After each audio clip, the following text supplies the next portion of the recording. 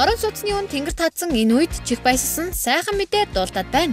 Юу вэ гэвэл гэр хорооллын хашаа байшингаа орон сууцаар солих боломж гарах нэ. Учир нь буян тухай 1-2 дугаар хорооллын 2000 гаруй байр нь одоогоор айл ороогүй хэвээр байгааг нь. Төрөөс 300 гаруй тэрбум төгрөгөөр босгосон энэхүү хорооллын хоосон байруудад хашаа байшинтай иргэдийг оруулах шийдэл яригдаад эхэлжээ.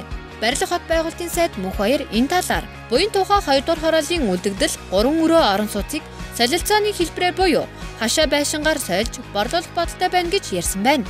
Ингээд удирдах хорооны өргөтгсөн хурлаар хашаа байшинг байраар солих тухай наривчилсан журам гаргахаар болсон ажээ. Журмаар хашаа байшингийн байршил хэмжээ, тухайн өрхөд ямар шаардлага тавих зэрэг асуудлыг тодорхой болгох юм. Орон сууцны борлуулалт багассан энэ үед ийм шийдэл гарц олсон нь барилгын компанидаач гэр хорооллын иргэдэд ч ашигтай хэрэгтэй сонсогдож байгаа юм. Гэр хорооллыг орон сууцчлах төсөл гих мэтээр чихэн дээр цэцэг ургуулж байснаас энэ мэт бодит шийдэл улам олон гарах болтугай.